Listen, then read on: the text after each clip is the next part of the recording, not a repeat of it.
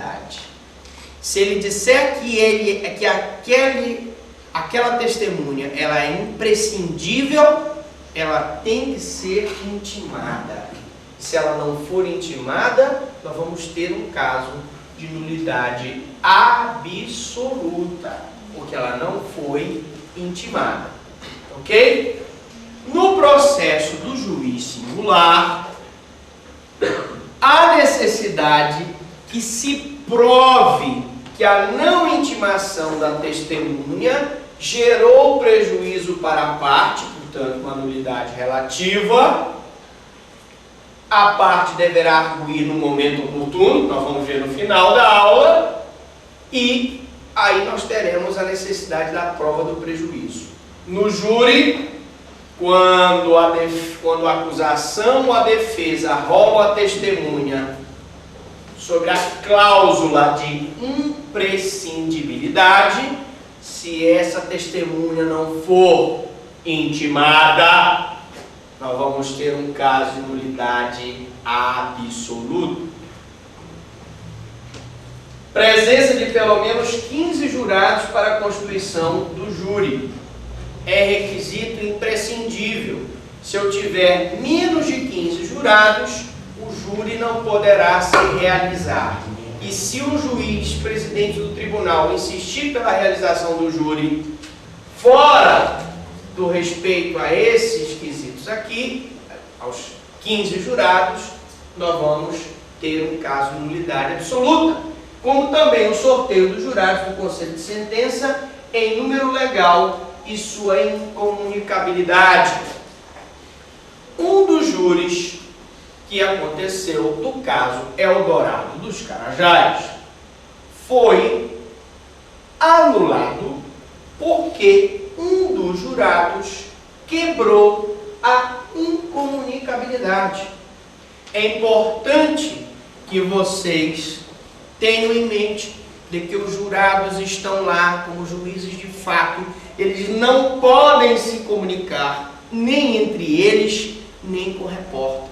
A partir do momento que um jurado dá uma entrevista antes do desfecho do julgamento, ele está quebrando a incomunicabilidade, gerando uma nulidade absoluta. Os quesitos e as respectivas respostas. Nós sabemos que o júri, no final da fase do juízo da acusação, o conselho de sentença se reúne e o juiz formula aqueles quesitos legais. Se o juiz formular os quesitos legais fora das formalidades legais, nós vamos ter um caso de nulidade absoluta. Também a acusação e a defesa na sessão de julgamento. Não existe um juízo de acusação no tribunal do júri em que não haja os debates orais, em que o promotor possa fazer a acusação e que a defesa possa fazer a sua defesa. Se eu não tiver os debates orais, não vamos ter um caso de nulidade absoluta. Também, a ausência de sentença. A sentença é o ato mais importante do processo. É na sentença em que eu presto a tutela judicial do Estado. Se eu não tiver sentença, nós vamos ter uma nulidade absoluta. Quanto ao recurso de ofício, nos casos em que a lei determina, existem duas posições. Existem os doutrinadores que ainda defendem a existência do recurso de ofício por estrita previsão legal, e existem decisões jurisprudenciais e pareceres doutrinários que dizem o seguinte: a partir da Constituição de 88, se deu ao Ministério Público a titularidade exclusiva da ação penal pública. Se eu tenho a ação penal pública nas mãos do MP, é o MP que deve mover a ação penal. E, consequentemente, é o MP que deve recorrer das sentenças. E não o próprio juiz. O recurso de ofício é aquele recurso em que o próprio juiz juiz recorre da decisão. Nós temos, por exemplo, o caso do recurso de ofício, aquelas decisões contra a administração pública. Quando o juiz dá uma decisão contra a administração pública, ele tem que recorrer da própria sentença. Aqui, por exemplo, quando o juiz ele se manifesta sobre habeas corpus, ele também tem que recorrer de ofício. Então veja, esse recurso de ofício, alguns doutrinadores defendem que ainda existe, e já existe uma corrente mais avançada que diz que o recurso de ofício não existe mais, caberia ao Ministério Público recorrer ou não das decisões. Bom, a intimação nas condições estabelecidas pela lei para a ciência de sentenças e despacho cai a recurso. Mesmo raciocínio que eu faço para a citação, eu faço para a intimação. Ora, a intimação de uma sentença é imprescindível para que o réu exerça o seu direito de recurso. O famoso princípio do duplo grau de jurisdição. Se ele não é regularmente intimado, ele sofre prejuízo e haverá nulidade. No Supremo Tribunal Federal e nos tribunais de apelação, quórum legal para o julgamento. Nós sabemos que no Supremo, para o julgamento de determinadas causas, existe um quórum legal. São 11 ministros, e esses ministros, eles devem ter o quórum mínimo para o julgamento da causa. Se eu não tenho um quórum mínimo no STF e nos tribunais de apelação, gera-se nulidade absoluta. Por omissão de formalidade que constitui elemento essencial do ato. Qualquer, aqui ele deu uma conotação genérica, qualquer violação das formalidades essenciais para o ato vai gerar nulidade. Ocorrerá ainda nulidade por deficiência dos quesitos ou das suas respostas ou contradição entre estas. Muitas das vezes, o tribunal do júri é anulado por conta de respostas contraditórias nos quesitos. Agora, meus amigos, ainda tem mais um aqui, não? Foi bem. Nós vamos ver o seguinte. Quando é que eu posso arguir a nulidade relativa? Professor, por que o senhor não colocou aí quando é que eu posso arguir a nulidade absoluta? Porque a nulidade absoluta, como nós vimos, ela pode ser arguida de ofício e pode ser arguida em qualquer grau de jurisdição, porque ela não preclui, ela é nulidade absoluta, ela viola o princípio de ordem pública e ela pode ser arguida em qualquer grau de jurisdição. Muito bem. Ora, a arguição de nulidades relativas está prevista no artigo 571. As nulidades da instrução criminal devem ser arguidas na fase do artigo 406 e do artigo 500, conforme o caso. Que é isso, professor? Ora, num processo do juiz singular, eu tenho a citação, eu tenho o interrogatório, eu tenho a defesa prévia, eu tenho a oitiva de testemunhas, eu tenho a fase do 499 e eu tenho a fase do 500, que são a fase das razões finais, e tenho a sentença. Qualquer nulidade que acontecer nesse interregno aqui deve ser arguída nas razões finais.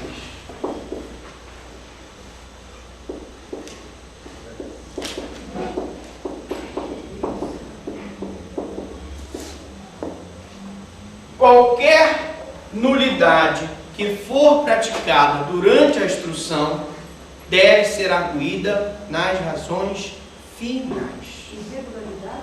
Nulidades relativas. Nós estamos falando de nulidades relativas. Isso no processo do juiz singular, na instrução criminal. No processo sumário, as ocorridas antes da realização da audiência de instrução, debates e julgamento devem ser acudidas logo após a sua abertura, depois de feito o pregão das partes. Qual é o processo sumário? É aquele processo que nós já vimos aqui, que ele concentra todos os atos processuais numa mesma audiência em respeito ao princípio da celeridade processual. Então, nós temos interrogatório, oitiva de testemunha, os debates orais, substitui as razões escritas e logo depois o juiz profere a sentença. Nesse processo sumário, se acontecer uma nulidade antes dessa audiência concentrada, essa nulidade relativa deve ser arguída antes da audiência, quando for feito o pregão das partes, ou seja, quando as partes forem chamadas para ingressar na sala para fazer a audiência. As posteriores à pronúncia, logo após a instalação da sessão, depois de feito o anúncio do julgamento e o pregão das partes. Então aqui nós tivemos o processo comum e no júri é feito da seguinte forma. Júri. Esse nome aí, depois de intimação aí, na bolinha aí, né? Depois de intimação, defesa prévia. No júri nós temos duas fases. Nós temos o juízo da causa e o juízo da acusação. No juízo da causa, nós temos denúncia, citação, né? Interrogatório, defesa prévia, oitiva de testemunha, razões finais e sentença. No caso, essa sentença aqui é uma sentença de pronúncia.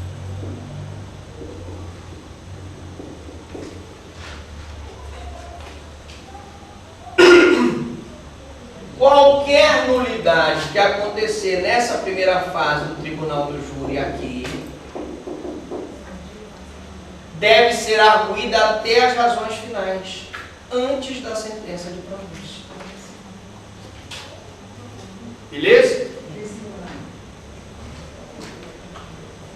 Quando eu tenho o juízo da acusação, a sentença de pronúncia justamente é aquela que submete o réu ao julgamento perante o tribunal do júri. Então ele começa com o pregão das partes, né? Pregão das partes. Depois nós vamos ter o sorteio dos jurados. Depois nós vamos ter, enfim, a abertura da sessão. Depois nós vamos ter o interrogatório, a oitiva de testemunhas, os debates e a sentença. Se eu tiver uma nulidade posterior à sentença de pronúncia, bem aqui, essa nulidade posterior a essa sentença de pronúncia tem que ser arguída logo aqui no pregão. Entenderam? Se eu tenho uma nulidade na instrução, eu faço nas razões finais. Se eu tenho uma nulidade depois da pronúncia, eu faço na primeira ocasião, que é justamente